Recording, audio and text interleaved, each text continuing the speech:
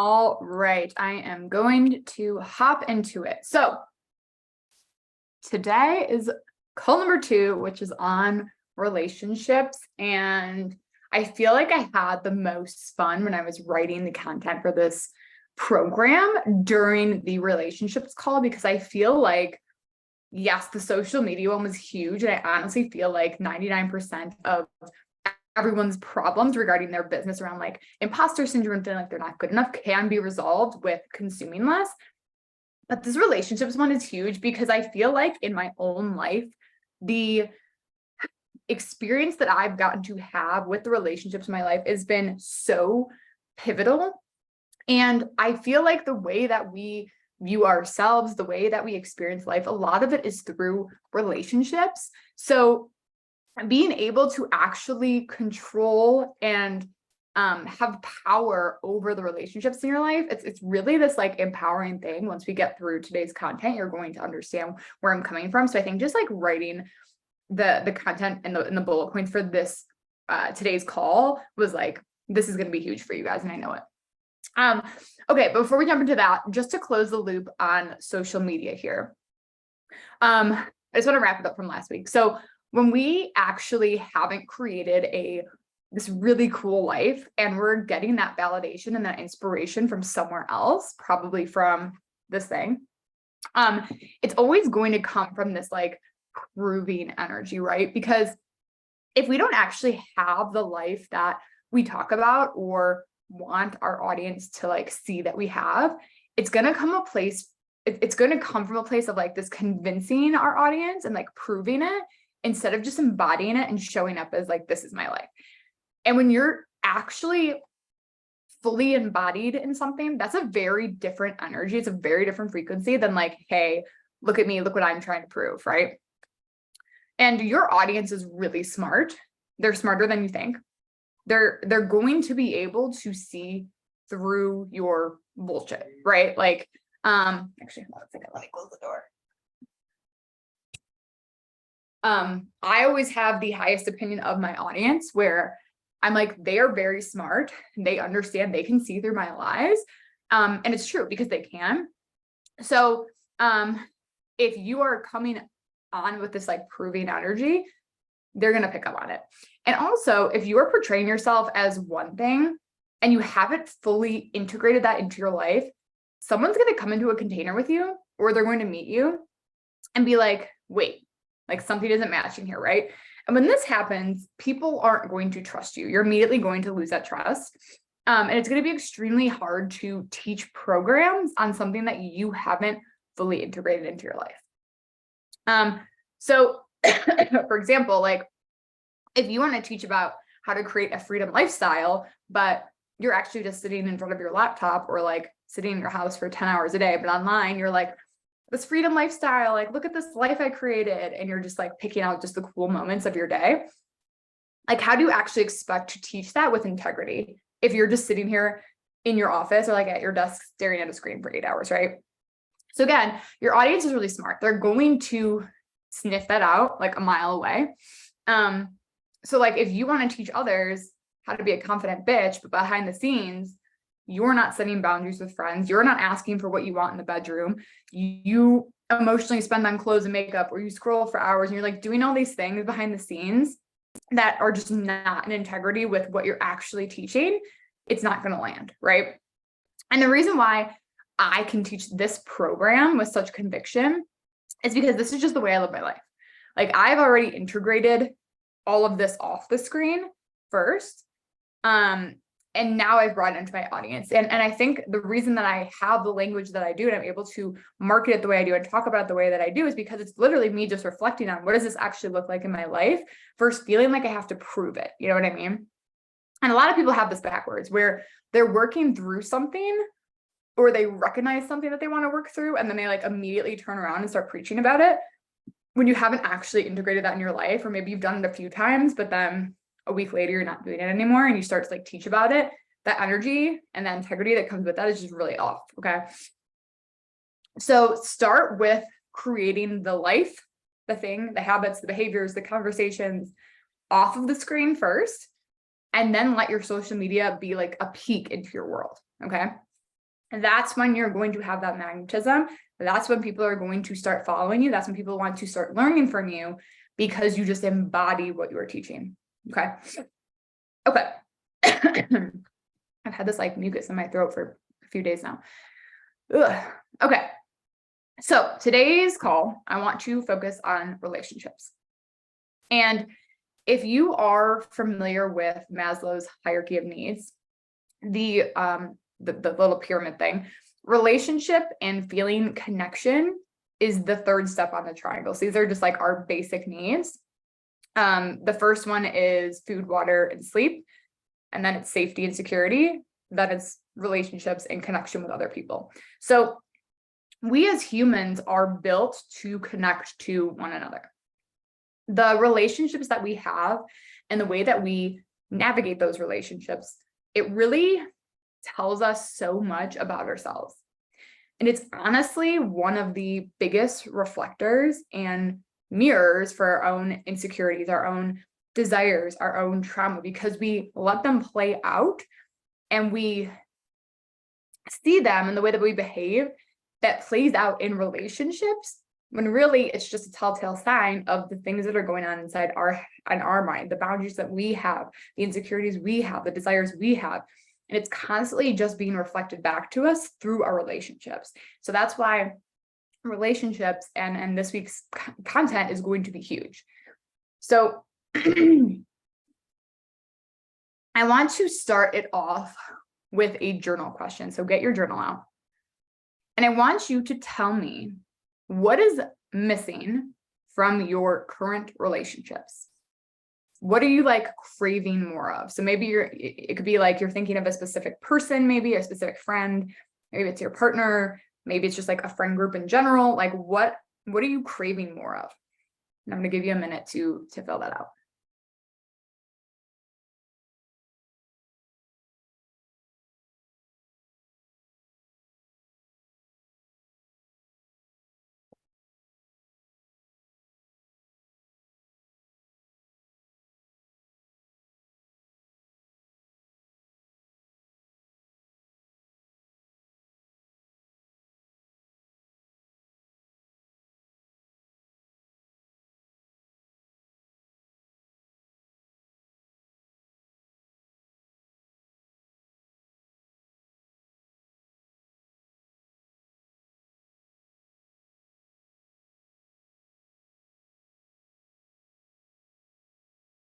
Okay.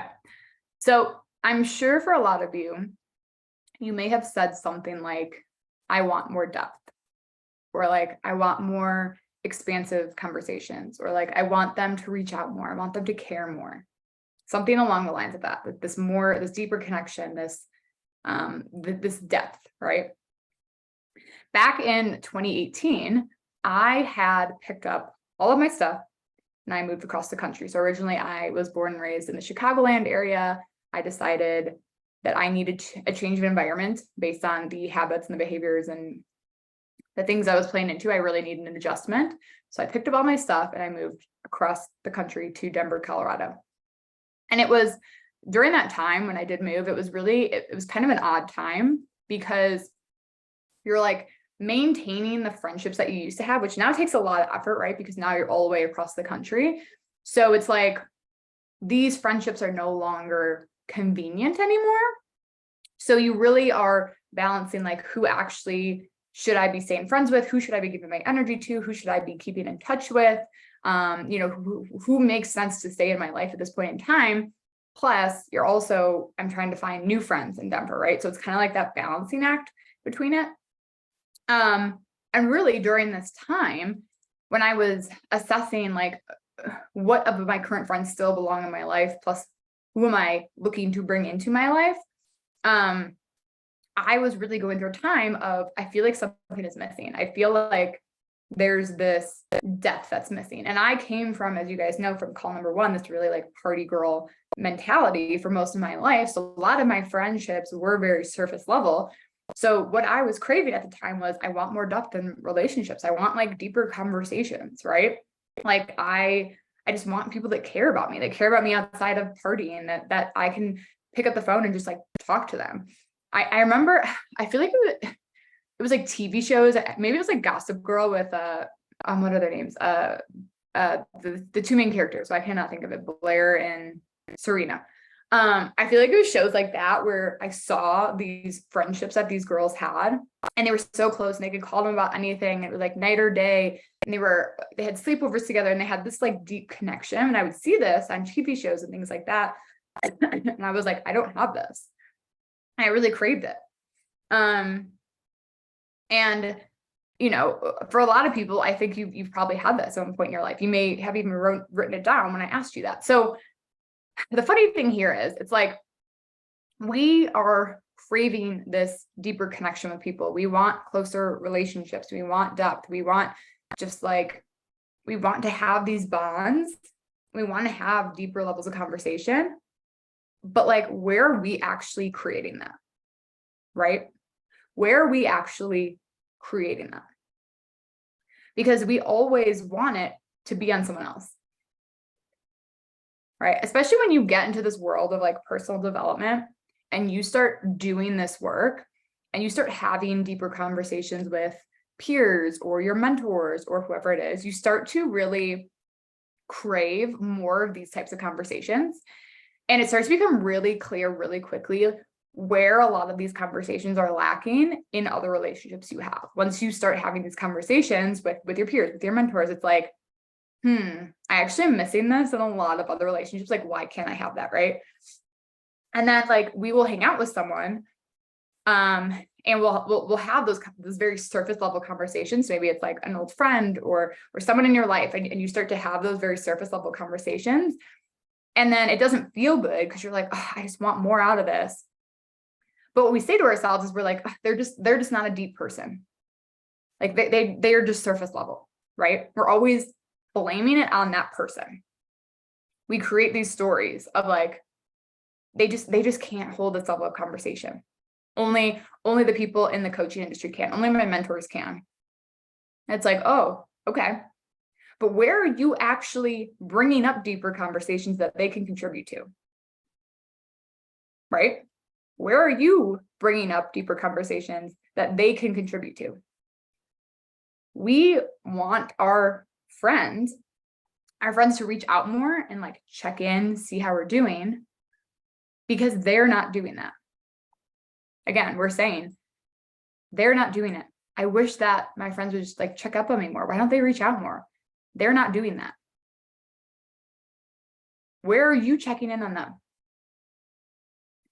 Where are you checking in on them where it doesn't come from this place of like obligation, where you realize, oh shit, like I haven't reached out in probably 2 weeks or like a month. I probably should do that.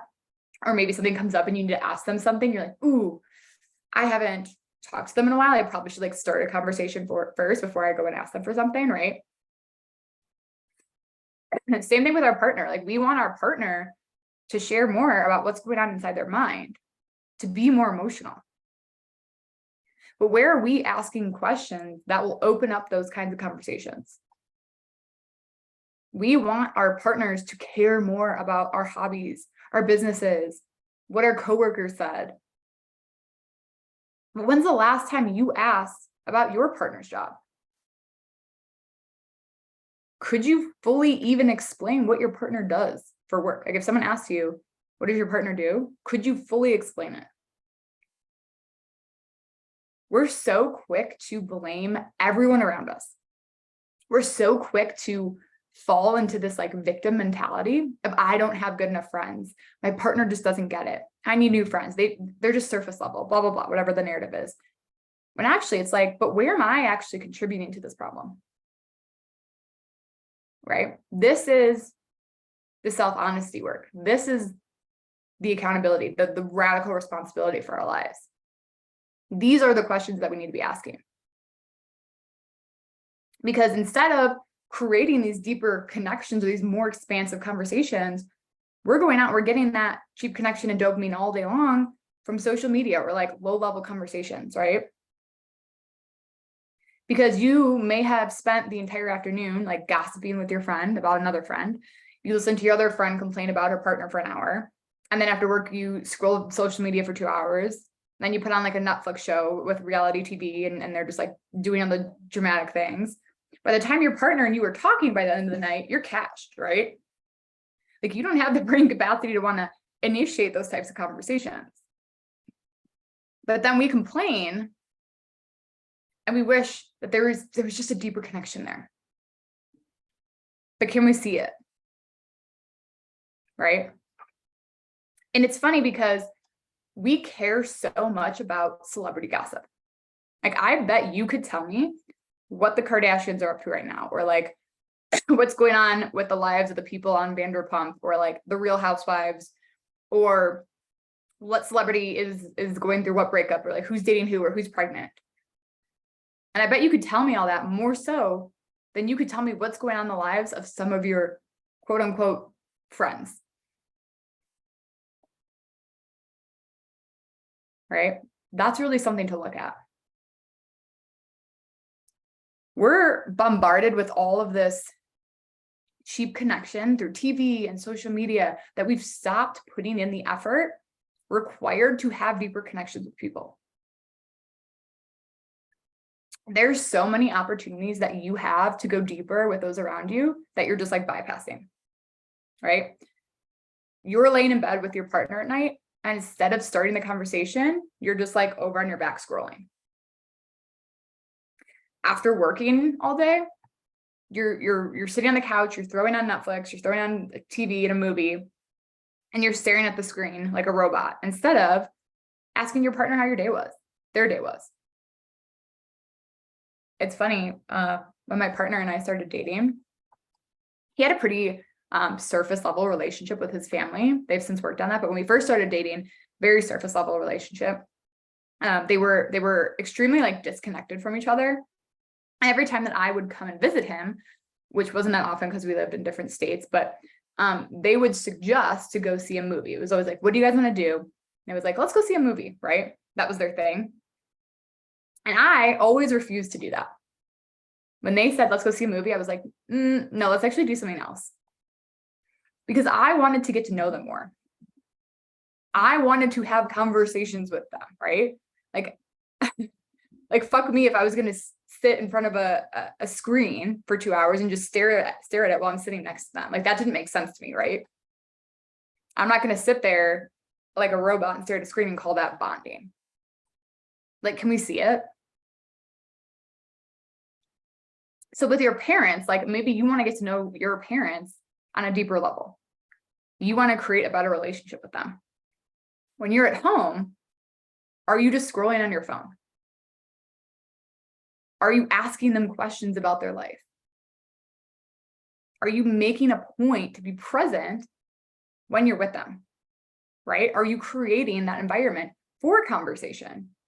Or are you just always resorting to like watching a movie or watching a TV show or like doing something that is not engaging, that is putting you guys into robot mode? And you're just putting in the effort of like, okay, cool, we spent time together. I put in the hours that I needed to do out of obligation and called it bonding, when really we just stared at a screen for 2 hours. Because we were in the same room though, that's fine. Right? Or maybe your mom calls you and asks you, how are you doing? And you just go, I'm good. Right? And maybe you're not good. Maybe there's something going on and you could actually tell her about it. And instead of like plowing right past that opportunity, you actually lean in and you take it and you're like, actually, this is what's going on in my life. Right? Like we complain that our parents just don't get it, but you have to remember that they're adults too. They were once our age and they actually have a lot of wisdom. And there's a lot that we can learn from people who have walked life more than we have, who have gone through the things that we have. Right? Like that's like me saying, oh, my 13-year-old self, they can't gain wisdom from me who's now 32 because they're just older. Like that's silly, right? But where are you actually giving yourself the opportunity to allow that to happen? And it takes that practice. It takes you opening up to them. And it takes them understanding and meeting you and understanding this is the new relationship that we're going to have.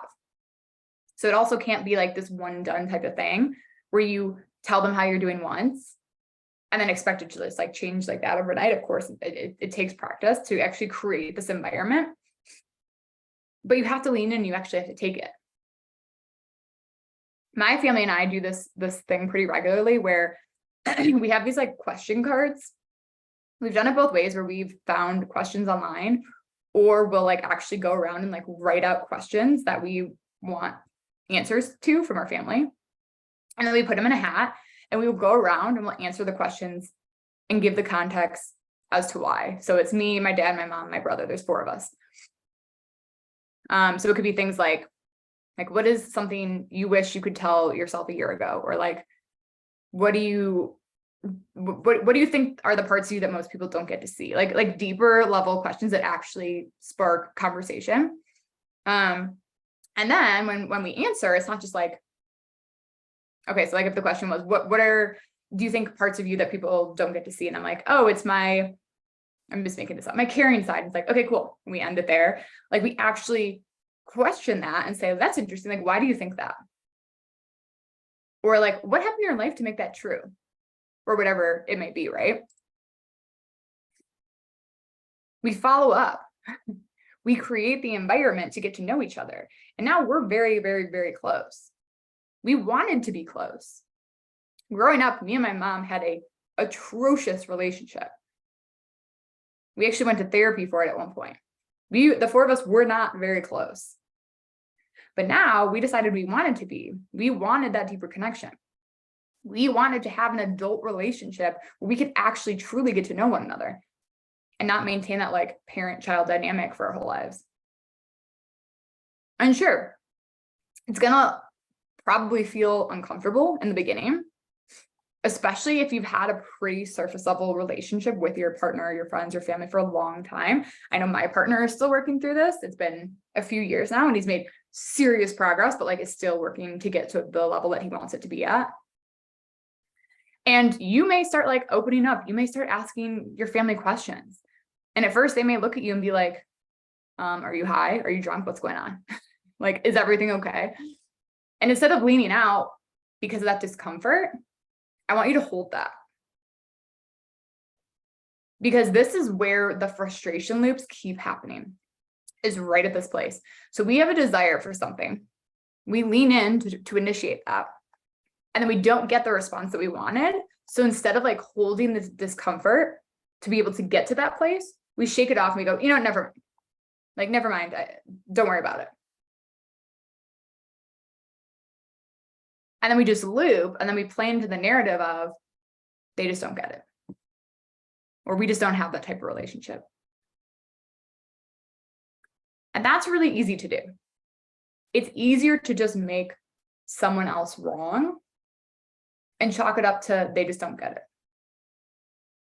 Instead of putting in the work to make them get it, to actually create the environment that you want to exist in, right? Water break.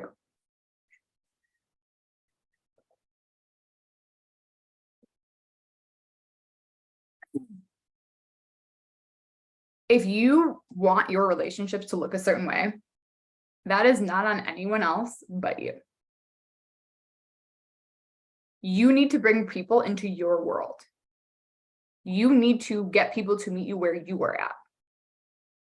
So when you hold that energy and you keep asking them the questions, what's going to happen is they're going to start to normalize it.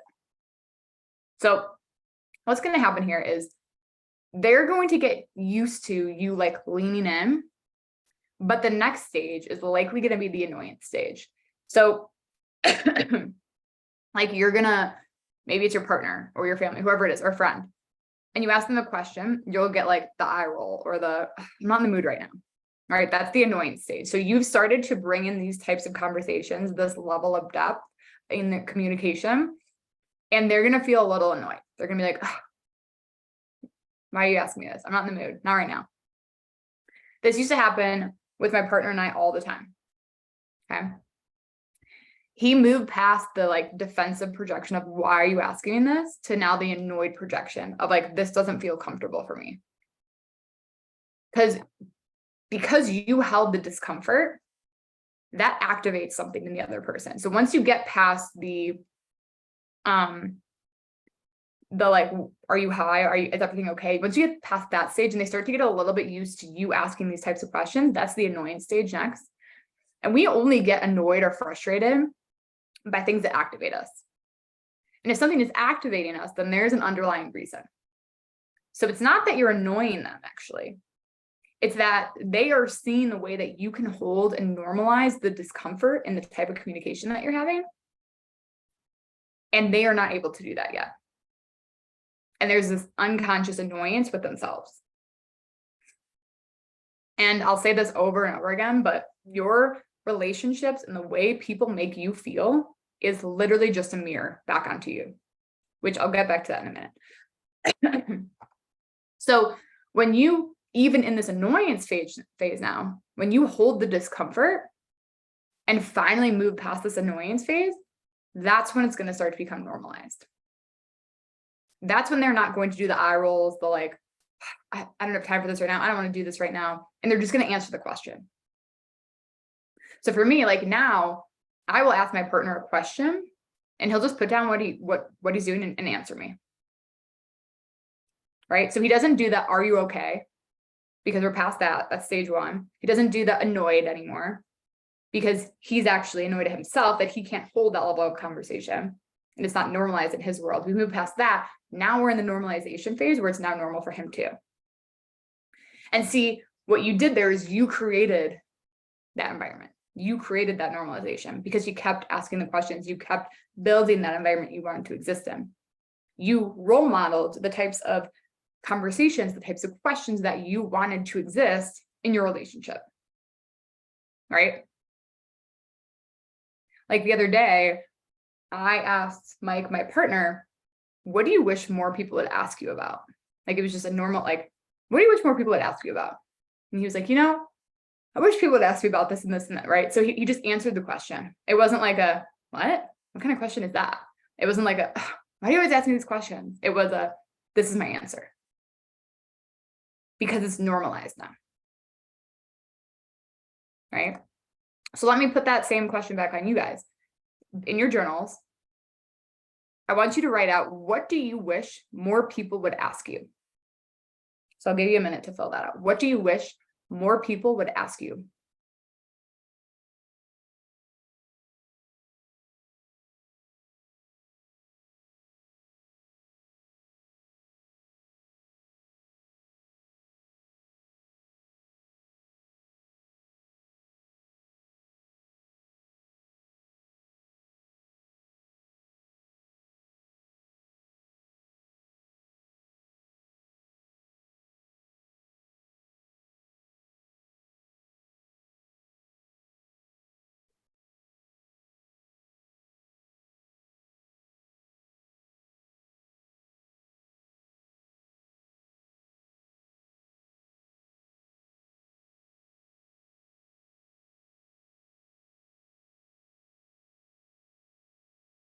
Okay. Now I'm going to ask you, when's the last time you asked your partner about that? Your friend about that? A family member about that?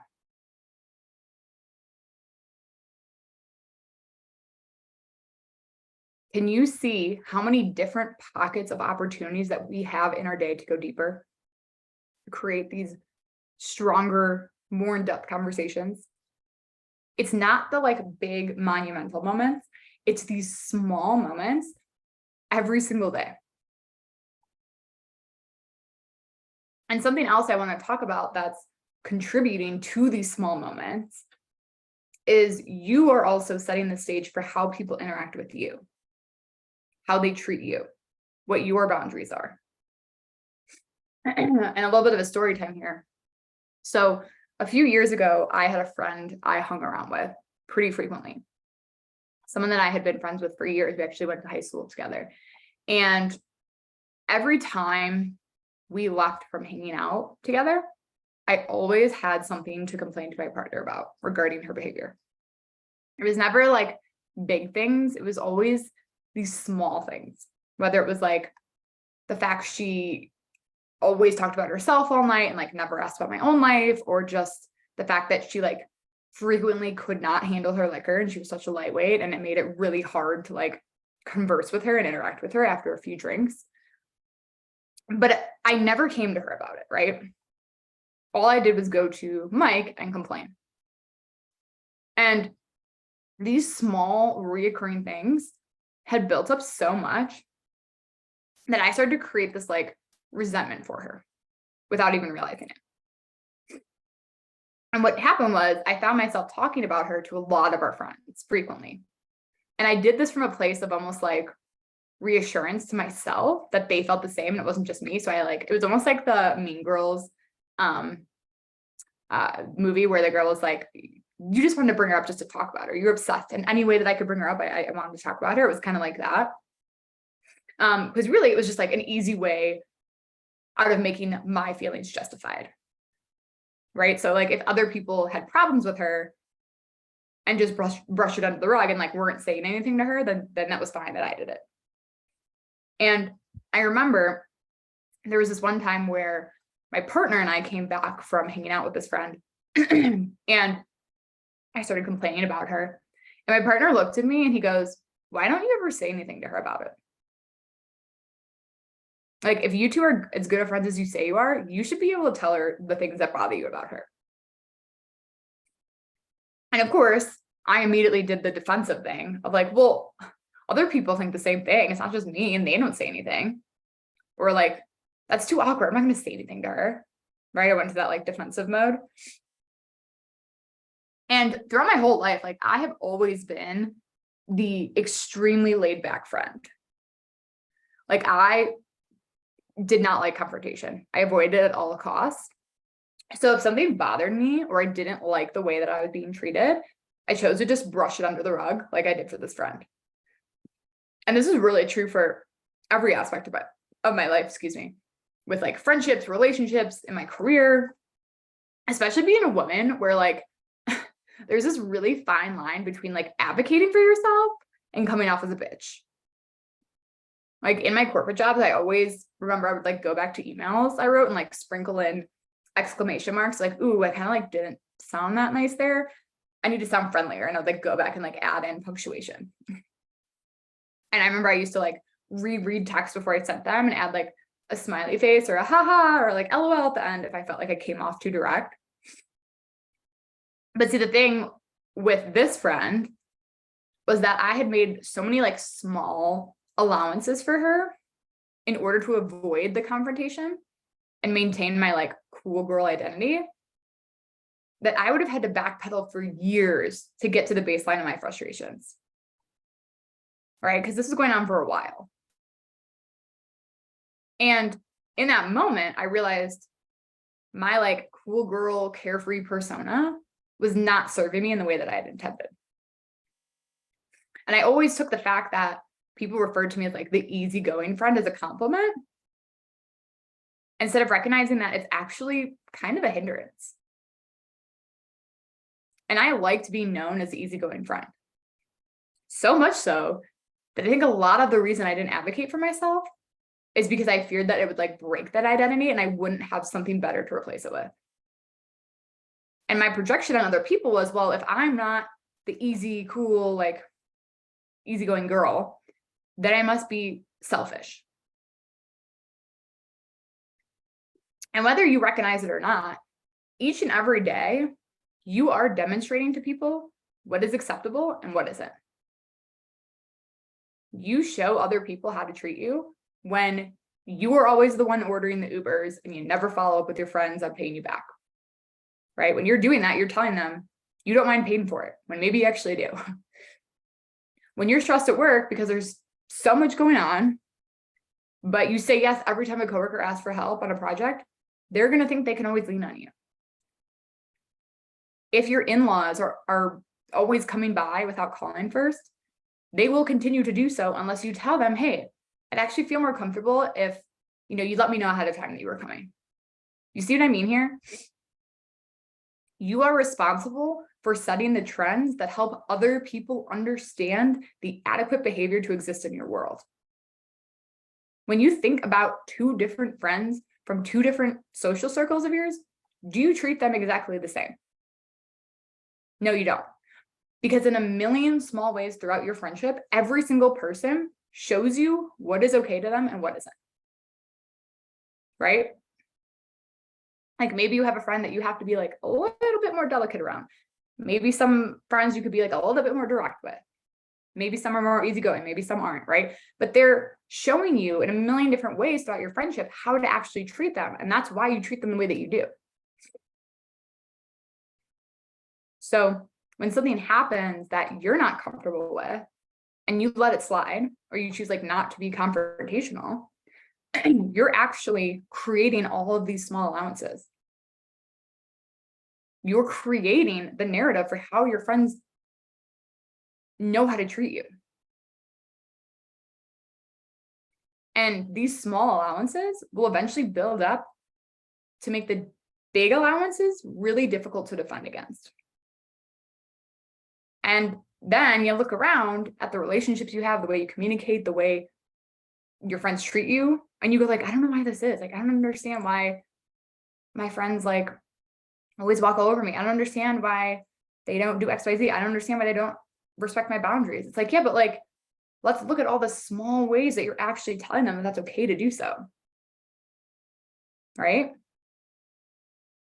Like maybe you wish that your friends reached out more about like what was going on in your life. If you were like, oh, I just, this friendship is totally one-sided. My friends never reach out. Why can't you just reach out to your friend and update them on your life and start to create that environment of what's expected? So for example, like I had jaw surgery, major jaw surgery back in April. And initially people would reach out to me, but then I kind of stopped. And instead of like dwelling over it and making it like other people's problem or other people were wrong or I had bad friends or whatever the narrative was that I was creating, instead of like playing into that victim mentality, I decided like, I'm going to update them. Right. It's like I would send out text messages, be like, hey, this is what I look like right now. Still can only eat liquids, or like whatever it was that week.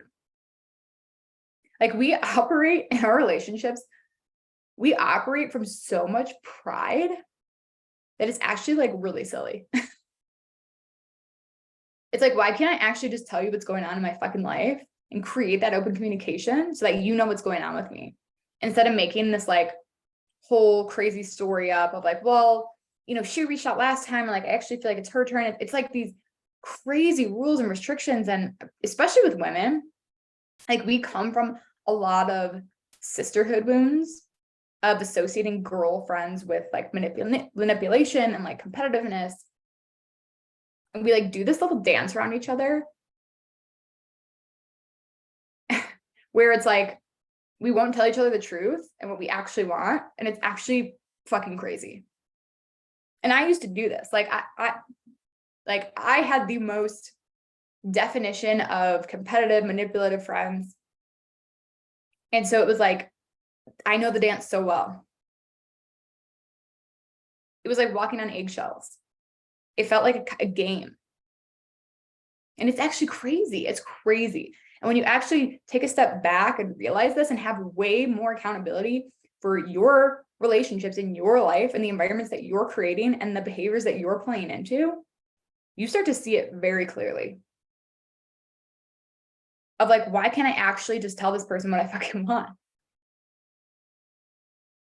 Right? Like, especially with my wedding, this has come up a lot where people have asked me things of like, for example, I told someone that I wanted a specific like heel color for the women to wear in my bridal party. Like, hey, can you have tan heels? And one of the bridesmaids messaged me back and was like, do you care if I wear flats? And like in that moment, right, I could do the whole like, well, it's okay. Like, yeah. And you don't want to hurt their feelings. And I was like, for my wedding, I will need you to wear nude heels, period. You can wear flats the rest of the evening. Right. So it's like, we have this fear of just speaking up. First, I was being direct and being like, this is actually what I said. This is what I want. It's actually my wedding. If you don't want to do that, you don't have to stand up there with me. Right. Or like if a friend made you feel a certain way, instead of like dancing around it or making it a thing and then having it build up in the background of like, this person really hurt me, but I'm not going to say anything about it because I don't want to annoy them. I don't want to have confrontation. Like it's going to be weird. I don't want to do that. And you kind of like do that tiptoe dance around instead of just picking up the phone and being like, hey, this actually didn't really feel good for me and I want to talk about it. I remember the first time that I did that because I was always such a people pleaser and I always avoided confrontation. I remember one of my friends upset me about something and I picked up the phone and I called her and I was like, hey, can we talk about this? This actually really upset me and I want to talk about it. It was like so difficult for me and it was so out of character for me at the time, but we resolved it like that and it was so quick. And I remember hanging up and I was like, why have I not been doing this all along? Why have I been tiptoeing around this? Right? And when we do that too, it's like, I also want you to ask when there are problems that come up, when there are situations where someone didn't make you feel good, it's like, again, where am I actually contributing to this?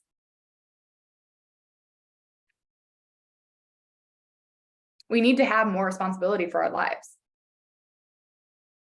Like, I remember when I had that conversation with my friends and I've had conversations afterwards where like, hey, that actually didn't feel good for me. I took a hard look of like, where did I contribute to that problem? Was there some miscommunication I had? Was I not clear enough? Like, where did I actually play a role in this too? And I talk about that in the conversation of like, hey, I actually reflected too, because I'm not coming at it from an attacking energy of like, you did this to me. It's more like, hey, I want to have a conversation. I actually recognize this is where I played into this. And I want to talk about that. And I apologize for that. And I also want to talk about the way that you behaved, right? So I want you to look at what you wrote in your journal back in the very beginning when I said, what are you craving or missing from your current relationships? And I want you to ask yourself, where are you actually contributing to that? Where are you actually contributing to the things that are missing in your relationship?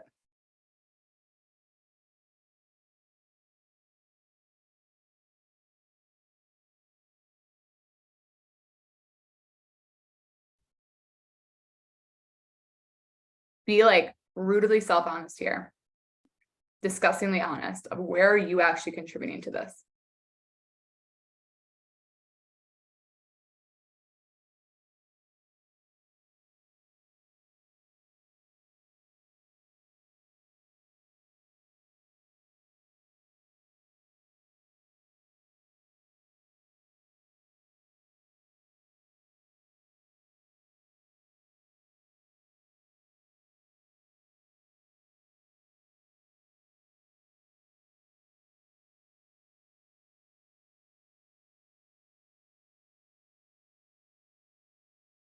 Now I want you to think about another question. Who in your life do you communicate the best with and why? And who do you communicate the worst with and why? And the reason I want you to answer this is because this can really help guide you into like what aspects you can bring from one relationship to the other. So who are you communicating the best with in your life and why? And who is the worst and why?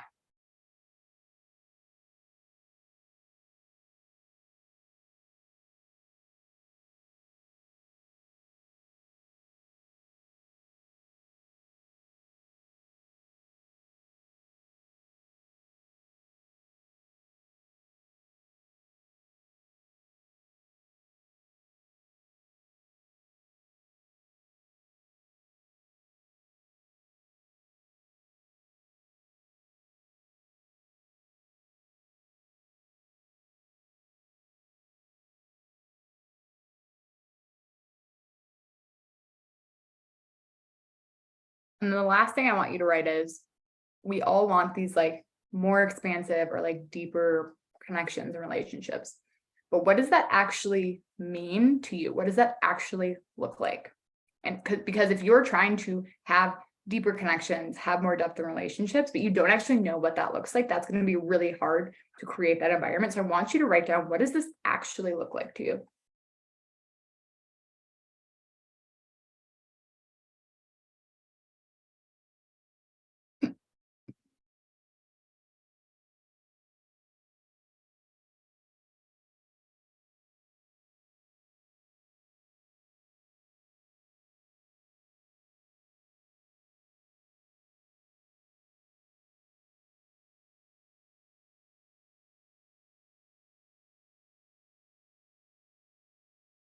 Okay. I'm going to keep going because I still have a lot to cover here. And thinking about where we are contributing to what we are missing in our relationships, it's really shifting the way that we perceive things to actually be very, very radically responsible for our lives and the environments that we live in. And this is really why we can use relationships and the way that people make us feel to really like understand ourselves. We can use those relationships to understand ourselves, because no one is actually cocky or annoying or selfish. That's all subjective, right? Like I could be friends with someone and have a totally different opinion of them than how another friend does, right? Someone in my audience may see me as really cocky. Another person may see me as like extremely confident, right? So the way that someone is just subjective. And this is where we can really dive deeper and turn the responsibility back on us. So if you believe something about someone or believe something to be true in a relationship, I want you to stop and ask yourself, where is this actually just being a mirror for me? Like if you get upset that a friend doesn't respect your boundaries, if like something happens and they overstep their boundaries or your boundaries, I want you to ask yourself, where do you break your own boundaries? Where are you indicating to this friend that that's okay to do so? Right? If there is a coach online who is celebrating a new income milestone and you notice that that pisses you off and you start to have those thoughts about them, like, oh, she's just all about money, or like, she's just making more money because she's prettier than me, or like whatever your brain comes up with, whatever those stories are, stop and try to understand why this reaction is happening. This is what is showing you what you may be missing in your own life. Maybe it's confidence. Maybe it's that you can't witness other women in power and not make it mean something about you. As soon as another peer or a coach sells out their program, instead of just like witnessing them in that, you immediately turn and go like, wait, what's wrong with me? And you turn the story back on you. And I guess kind of on like a sidebar here, it's so easy to connect with people over pain. It's cheap connection. And by pain, I mean like complaining, gossiping, both being able to like connect because you're suffering, or like, oh, I'm going through this sucks. Oh my God, me too. Like that kind of frequency. Someone complaining or like at a low point or pain in life is really easy to connect with. The conversation becomes really easy. When someone celebrates something and is like in their power and you're witnessing them in that, like a new income limit, or they're like talking about how good their relationship is or whatever it may be, it's actually really hard. It's harder to hold the energy with that. Because in our mind, we want to make them wrong. We want to resort to excuses about ourselves and make it mean something about us. We want to make them out to be annoying, right? And it's funny because the last two mentors that I worked with, I actually found them so annoying in the beginning. I actually couldn't stand them. And there was something about them that pissed me off. But their content kept popping up on my feed and I kept seeing them. And now fast forward 6 months, I hired them. Because something about them caused a reaction in me. They had something that I didn't, so I was making them wrong. And the reason that I hired them is because I realized that, and I was like, okay, I actually want to have this trait or like normalize this in my life. So I want to be in close proximity and learn from them. Right? So again, we can use relationships in the way that we react to other people to actually take a moment and be like, why am I reacting like that? Why am I feeling like that? What does that mean about me, actually? What stories am I creating right now? And this is how we use relationships to really get to know ourselves. It's actually very cool. And going back to like gossiping for a second, because I know for me personally, this was the biggest thing that I had to work on as far as like level in connection of relationships go, especially with like older friends, people you've been friends with for a long time, people you went to high school with who just like know everyone.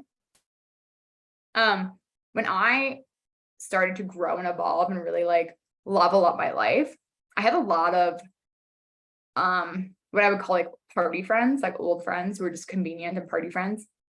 And instead of allowing them to like meet me where I was at now, I found it a lot easier to just connect with them over gossiping about someone else, or like someone from high school, or someone we used to know, or someone we used to be friends with. Right? Because that's really easy. It's easy and cheap connection to go the route of gossiping. If it like feels soothing, it gives you a high in the moment, Then you walk away and you're like, fuck, that doesn't feel good. Right. But in the moment, it felt really good. And then you kind of like spiral and start questioning your own growth. If like, did I even really evolve? Like, why was I just doing that? Why was I gossiping? Right. And here's the thing. What we participate in with relationships is also a mirror for how we want our environment to look like. And I'm going to go more into this in our environment call, which I think is next week or next Wednesday. But the conversations that we normalize will mirror back to us. The conversations that we allow will mirror back to us. So gossiping is such a low frequency. But if we continue to participate in it, what we're doing is we're signaling to our friends that this is okay. That this is actually the environment that that kind of behavior is welcome in. So now when I recognize that friends are gossiping around me, I either one will just like remain silent and just not say anything, or two, I'll say, I actually don't have anything to contribute to this conversation. Or I may even like try to neutralize it and say something like, well, did you consider that this person is doing this because XYZ? So what I'm doing then is I'm taking control of my environment and I'm indicating to those around me what I'm actually available for and what I'm not. I'm creating the environment for myself, right? Can we see that? And what's going to happen is when you have someone that is gossiping to you and you remain neutral, you're not like absorbing that frequency and giving it back to them. You're just staying neutral. It's actually going to bounce back to them and get reflected back to them.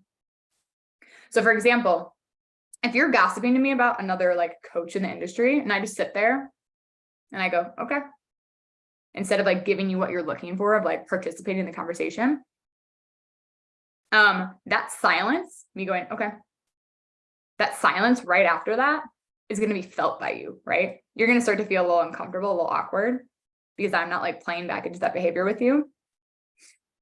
And what's happening is like, I'm not taking on that low frequency. So it's actually just getting mirrored back to you. And you're going to recognize that. And you're going to be like, fuck. Like, I actually didn't like that. I probably shouldn't have said that. Get what I mean? So that actually becomes really cool. Is you can actually start to reflect back low frequency behavior to people to help them recognize like, that actually didn't feel good. I probably shouldn't continue to do that. And on the reverse end, I'm also creating a safe environment for those deeper connections. When I myself bring depth and vulnerability into conversations with others, and that gives them the safety that they need and the permission that they need to also do that. So in my relationships in my life, I didn't used to be like this, but now I am intentionally very open about the way I process things, the self-honesty I have, like the vulnerability that I have. Like I will openly talk to my friends and my partner about things that I'm going through, things that I recognize myself, things I'm working on, things that like maybe aren't very pretty to share or easy to share. It's like, oh, I actually had a really bad day today because I was going through this mentally. Right? Like things that are not all butterflies and rainbows. I'm very intentional with the things that I share with my friends. And I normalize that, right? So what happens then is then they see me doing that, and then they get the permission that they can also open up about the same things, about being more vulnerable. Because if they're witnessing me doing it all the time, it's going to give them permission that they need to do so. So for example, I was at a concert the other day at Red Rocks with one of my best friends. And in between like artist sets, like one person stopped, the other person didn't go on yet. So it was just kind of like background music. We're sitting there and it's a huge crowd of people. We're at Red Rocks. And she turns to me and she goes, I'm really recognizing this about myself right now. And I'm not going to say exactly what she said, but she was like, I'm recognizing this is playing out right now. And I really want to dissect it with you. Right? Like in the middle of a fucking concert, she felt comfortable enough to just turn to me and say that. Like, hey, this is actually a behavior I'm recognizing in myself. Can we talk about this? And why do you think that is? It's because I have those exact same conversations with her all the time. Right? Like I've normalized it. So it's normal for her to turn to me and say something like that. And this is the chain reaction that we can cause and how we are shaping the environment around us. Can we see it?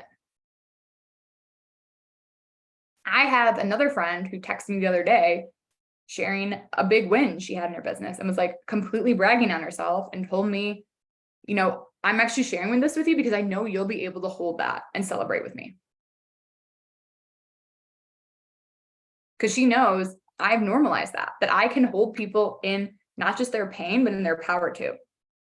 I've had another friend recently ask me if she could sit down and talk through the ways she manages her finances and like the bad money behaviors that she has and ask for my input, which like money and pulling back the curtain on spending habits is a very personal and like kind of taboo topic and very vulnerable for people. But she felt comfortable talking to me about this because I've normalized those conversations and I openly talk with friends about money, the way I manage it, how much money I make, the way I invest, things like that. Like, can you see the chain reaction that we cause here? But we're too stuck in our ego of like, they're going to think I'm annoying, or like, do I look stupid? Or like, oh my gosh, like whatever these narratives are that we make up. And we're actually not allowing like that chain reaction to happen. We're not allowing this environment to occur and unfold in front of us. Like, can we see where we're creating a lot of the relationship gaps in our life? We have to take more accountability for this. We have to recognize like, this is actually really on us. Really, at the end of the day, the more honest that you can be with yourself, the better relationship you will have. The more honest you can be with others, the stronger those relationships will be. It always comes down to honesty. And I know this is such like a simple concept, but we are actually so dishonest with ourselves and with others. Our ego gets activated so quickly. And instead of like turning away from that and actually being vulnerable, we hide what's really going on and let our ego take over. Right? They're like, oh, I'm going to sound stupid. I'm going to sound annoying. They're going to judge me. That's your ego talking. Instead of us just like putting that aside and being like, I'm actually going to be vulnerable right now. When's the last time we said to a friend, hey, the way you treated me last weekend when you talked to me about XYZ actually really didn't feel good to me. And I want to talk about it. Maybe to your mentor, hey, I'm actually a little worried that being mentored by you is going to turn me into a carbon copy of you, because I tend to do that with people that I look up to. So can we talk about that? And can you make sure to call me out if you recognize that that's happening and I start to like lose my own voice? That's literally something I said to my mentor at one point. I was brutally honest and I was like, I actually am scared to be mentored by you because I feel like a lot of the way that we think is very similar and I'm scared I'm going to turn to a carbon copy of you. And that's vulnerability, right? Like I didn't have to say that. But I brought that forward of like, hey, I actually want to talk about this. Maybe to your partner, like, hey, you know how you tell me I'm cute and I'm pretty all the time? Well, because you never use the word like hot or sexy, it actually makes me feel a little self-conscious. And I create the story in my head that like, you don't see me as sexy and you just see me as cute because that's the word you use all the time. So I want to make you aware of that and like the language that you use with me and how it's creating some of this like self-consciousness. That is verbatim what I said to Mike a while ago in our relationship, where he always would say like, you're so cute. And he wasn't using a lot of the language of like hot or sexy or things like that. So I started creating this narrative for myself of like, I actually don't think he thinks I'm hot. He's not attracted to me. He just thinks I'm this cute little girl. So I actually brought that up to him, being vulnerable. It's like, hey, and again, it's not coming from a place of attack, it's coming from a place of like, this actually is how I'm feeling. And the way that you're using this language is creating this story for me. Like, can I be vulnerable and share this with you? And since then, he's changed the language that he uses, and that narrative doesn't play out anymore. But it would have continued to play out if I hadn't been vulnerable and I hadn't shared that. Like to ourselves, I actually recognize that I offer advice to people sometimes without asking or without them asking for it, because I'm just trying to make myself look smarter than them. Like that happens to me where I'm like, ooh, they didn't actually ask for advice, but I'm just going to give it because I want to soothe my own ego and I want to make them know that I'm smarter than them. That was a conversation that I had with myself a while ago where I started recognizing that. And I was like brutally self-honest with myself of like, you actually do this sometimes. Maybe we should clean this up. Right? Like, can we see it? When we're brutally fucking honest with ourselves and those around us, it opens up communication and vulnerability to a level that like you didn't even know was possible. And because of that, things can change very, very quickly in your environment. There's so many times where I'll be talking to a friend and they're like venting to me about their partner. And I'm like, have you told them that? And they're like, well, no, like, no, I haven't told them. I'm just telling you. And I'm like, why? And they might say something like, oh, I don't know how, or like, they just wouldn't understand, or, you know, whatever it is. But it's like, have you even tried? I bet your partner is a smart fucking human being. And if you sat down and you explained to them exactly what you just said to me in that exact way you said it to me, I bet they would understand. Right? We're so quick to just like rule out trying or like even being vulnerable at all to start those conversations that we don't even give ourselves or our partners the chance. And this is why those karmic loops keep happening in your life. And a karmic loop is a cycle of a pattern or an event or emotion or realization that just like keeps playing out over and over again. Like maybe you have like a lot of the same problems in relationships, or you go for like a lot of the same types of guys and you're like, why does this keep happening? It's because you're suppressing that thing and you're never actually healing it. So it's just going to continue to play out over and over again in different relationships. So you get to decide whether you want to work on these issues, these vulnerabilities, these things in this relationship, or continue to face them in the next, because they will come back again if you don't transcend past it.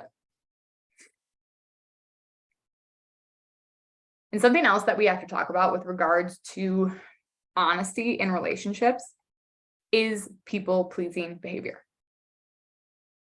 And as I said last week, I was the ultimate people pleaser, probably more than like anyone I've ever met in my life.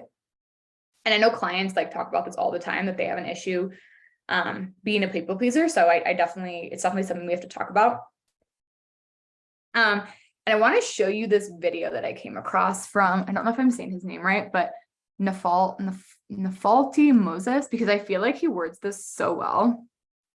So I'm going to put this on the screen. Give me a second here.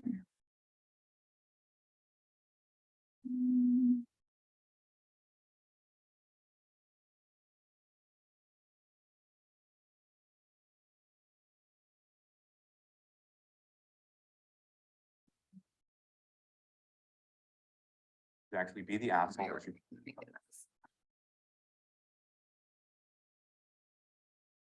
Like shit every day. That's the life of a people pleaser. Everybody else comes before them. Now, the worst part about being a people pleaser is that you actually have an inability to confront others, because there's a fundamental fear of conflict creating abandonment. Of course, you can get past that. You can actually start learning how to interact with people like an adult, which is actually be confrontational. My advice to you is actually be the asshole that you believe that you would be if you actually said everything on your mind. Because it turns out you're not an asshole. You're just being an asshole to yourself by not really voicing your real intentions, because then you become a resentful prick without communicating what you really mean to the people around you that you really love. Do yourself a service and be confrontational, because not only will it heal a lot of that feeling of, oh, I've been abandoned or whatever it is, it's absolutely necessary for how you function as an adult, because it's not so cute when you can't stand up for yourself.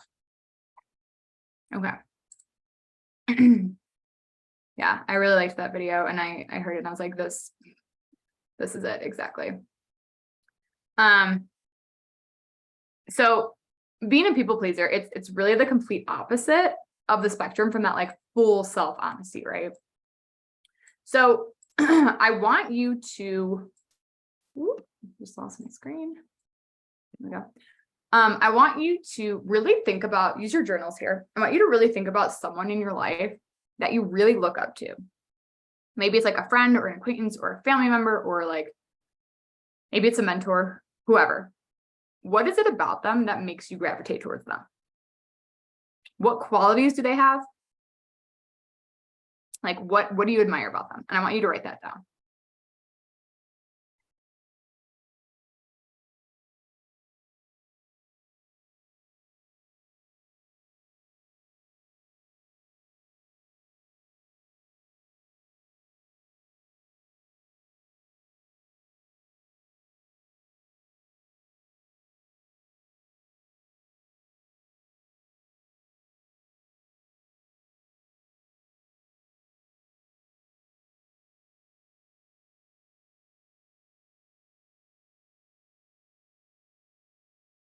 Okay.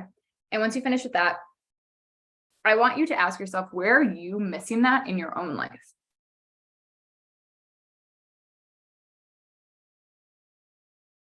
Again, our relationships are a mirror for ourselves. So if we're pulled towards someone, attracted towards someone, it's likely that they have qualities that we want, that we're missing. And I know for me, when I think about the friends that I look up to the most, do you think that they're people pleasers? No, absolutely not. They're so solid in who they are. They're not changing for other people. They're not going to dim their own needs or their voice because of who they're around and who's in their environment. And there's a big difference between like actually being selfish and what I'm talking about, which I know you guys have the discernment to understand what I mean. Like, there's people who are just straight up like extremely selfish, and there are people who actually just stand up for themselves. And I know you understand what I mean. And when we're not honest, when we create narratives of, I don't want to upset that person, I don't want to be confrontational, what happens is things start to happen, or people don't treat you the way that you want to be treated. And then that builds up and you start to resent that person, right? And the thing is, you actually have no business being resentful in the first place. You're making out this other person to be wrong, but how would they know that their behavior is not acceptable in your world? Because you never taught them that, right? Again, like, do we see it here? Can we see how we create the environment and the relationships for ourselves? So again, with your journals, I want you to write out, think about a recent situation in which you were bothered by the way a friend treated you. And I want you to ask yourself, where did you actually contribute to that playing out?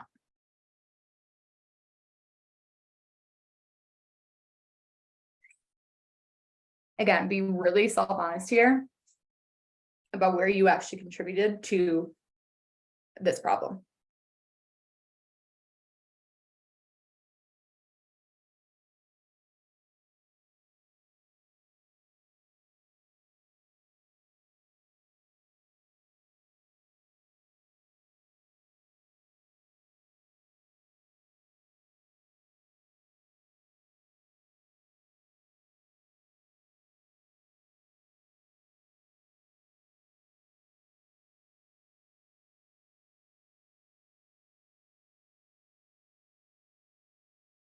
Something that we need to do is we need to stop assuming the worst about people. And we do, right? Like, someone upsets us and immediately we think it was malicious. We love projecting onto other people, and we love making other people out to be wrong. We have to remember that people are not mind readers. We always, at first, will interpret other people's lives through our own eyes. So it's natural to assume the way someone will interpret, react, process something is the same way that we would. And the famous quote goes, we don't see things as they are, we see things as we are. We're all completely different humans. And the way that we interpret everything in our life is a compounding effect of all the experiences, all the traumas, all the conversations, like everything that we've been through in our life. Not what they've been through, not what someone else has been through, it's what you've been through. And this is why so many miscommunications happen. Something that may seem extremely obvious to you can be interpreted entirely differently by someone else. So it's like, how do we actually bring those differences back together so that we're both on the same page? It's we create that open dialogue. We get vulnerable and direct with people. We say things like, hey, I actually don't feel comfortable with that. Or like, hey, I was hurt when you blah, blah, blah from the beginning. It's you writing the ground rules for those who enter your life instead of like giving people the possibility for assumptions. Like, think about that for a second. Think about the power and the control that you have when you advocate for yourself instead of letting someone else do that for you. And like everything with practice, it'll start to come naturally. The first time that I said to a friend, like, hey, I didn't appreciate it when I felt like my insides cringe and I like wanted to die and my palms got all really sweaty because I was like, fuck. I was really nervous to break my like chill, cool girl identity, right? And come off as confrontational. I was nervous that they wouldn't like that side of me and go find someone else who's like easier to be friends with. But then the second time I stood up for myself in a time that I felt bothered, it was like slightly easier. And the time after that, it was easier. And the time after that, it was easier. And the more I started advocating for myself and the less I relied on like my pushover tendencies, the more I regained control of the relationships in my life. So what if we actually gave people the benefit of the doubt instead of just like writing them off so quickly? For example, I had a really good friend. We've been friends for decades, and she knew me as like the old version of me before I went through all this like personal development work and got out of that like party girl era. So once I grew into this like new version of me, I had this narrative of like, oh, she's not going to accept me. Or like, I would just convince myself, like, we're going to have to grow apart. We want different things. But meanwhile, I was so focused on myself. It's like, and I just created this assumption about her and thought the worst of it. But it's like, what if she also has grown? What if she also wants more depth in our relationship? Like, I wasn't even giving her the chance to meet me where I was at, right? Because I had already created this narrative.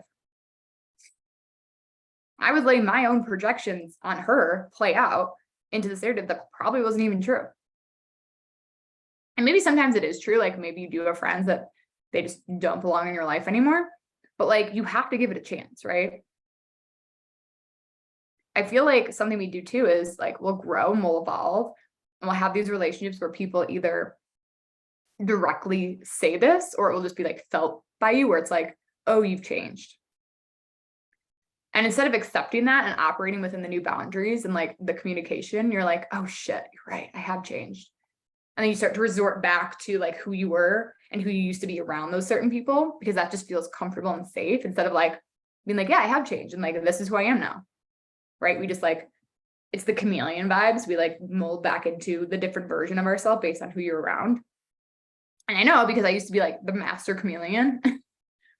And actually, when we do this, when we do chameleon to different people and like change who we are based on who we're with, it's actually really manipulative.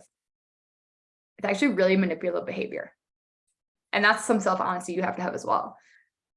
Because what's happening here is you're either suppressing or like changing things about yourself, and you're getting those around you to perceive you as something you're not.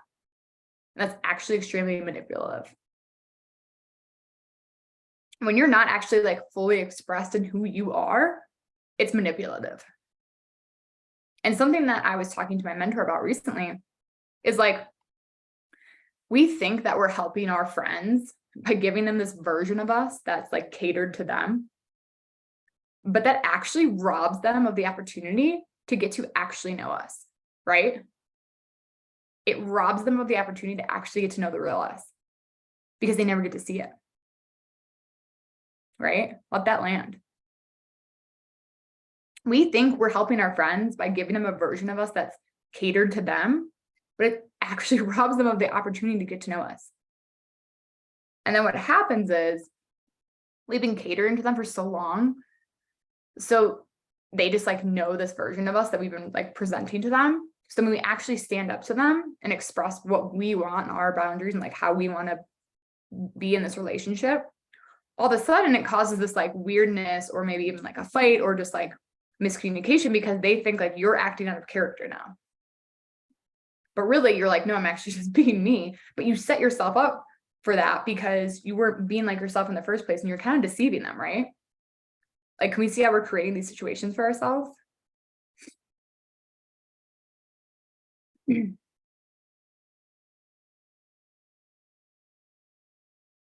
is a big conversation. And this kind of like actual radical responsibility and accountability for the relationships to your life is actually going to change everything for you.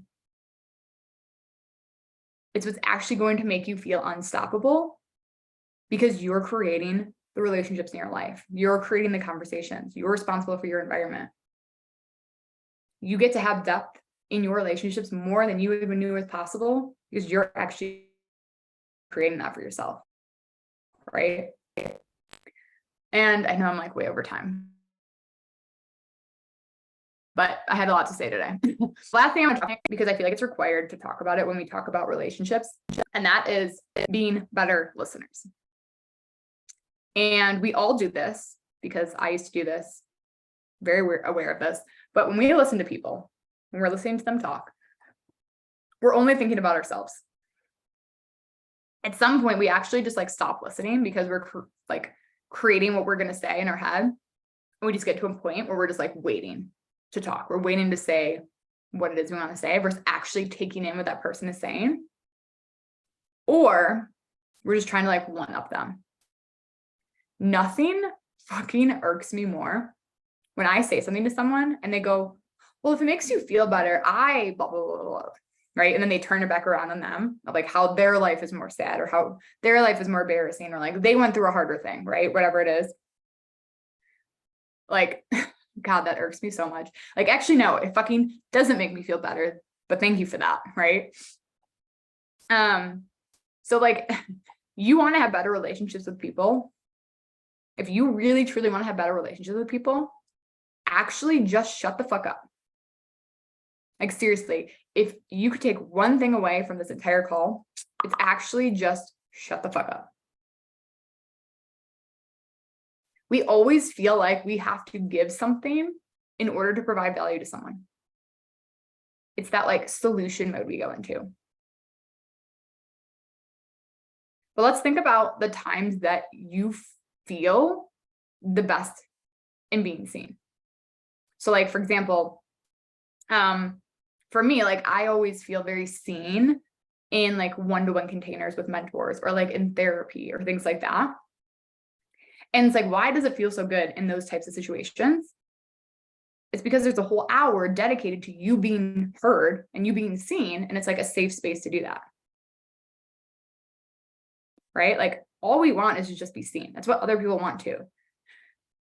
So what I challenge you to do is actually incorporate way more silence into your conversations with people. Like, you'll notice if someone's talking, whether it's like a friend, a client, or like a partner, or whoever in your life, if they're speaking and when they stop talking, if you just pause and you don't say anything, they will keep going. And they actually will get out a lot more. And they may even like solve their own problem or like come to a new realization because you just gave them like a tiny bit more space to process out loud without butting in and making it all about you, without butting in and feeling like you had to give a solution, without butting in and feeling like you had to one up them. All right. Like, we're always so quick to talk about ourselves. People just want us to listen, especially because so many people are bad listeners. And this is why I have such a powerful friendship and relationships with people, and people love being around me and people love being mentored by me, is I listen more than I speak. I really hold the silence after someone says something to see what else can come out.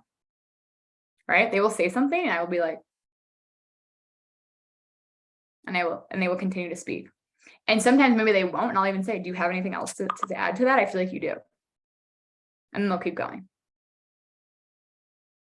I hold that silence. So if you want to master being a great communicator, if you want to have great relationships, it has to start with mastering being a good listener. We need to put our egos aside, and we need to stop trying to like one up everyone all the time. We need to stop making everything about us And we need to provide that space for them to be seen. And then when they ask, like, what are your thoughts? At that point, then you can give your opinion. They say, like, what do you think? Right. And I want you to try this actually, like over the next few days, over the next week, over the next few weeks, when you're having a conversation with someone, add in that like 5 extra seconds of silence after they stop speaking and watch what happens. And I want you guys to let me know how that goes, because it's going to make a huge difference. Okay, that is everything I wanted to cover tonight. I know we're over time. Again, like I said, relationships are just a huge mirror for what environment you're creating for yourself. It's a huge mirror for the things that you can work on. It's a huge mirror for the way that you communicate, the boundaries that you hold, the standard that you hold yourself to. So I really know that relationships has to be like the core of what we're talking about, because when we're setting higher standards for ourselves, relationships has to be up there as like a top priority. So that's why I wanted to talk about this tonight. And that's why I want you guys to really start having way higher standards for the relationships in your life, because a lot of times we're settling for mediocre and average friendships, mediocre and average conversations, like mediocre and average boundaries. I want you guys to have the most insane relationships where like, I actually can't believe this is what we get to talk about with my partner. I actually can't believe this is what we talk about and normalize with my friends. Like, I can't believe we could be at a concert and my friend will turn to me and say like, hey, this is actually coming up for me right now. Can we dissect this together? Like, I want this to be your life. And it absolutely can be. It's just like, you have to take the steps to make this happen for yourself, and you have to do the work, and you have to be very self-honest with yourself. Okay, awesome. I will talk to you guys on Wednesday, and I believe we're talking about environments. Talk then.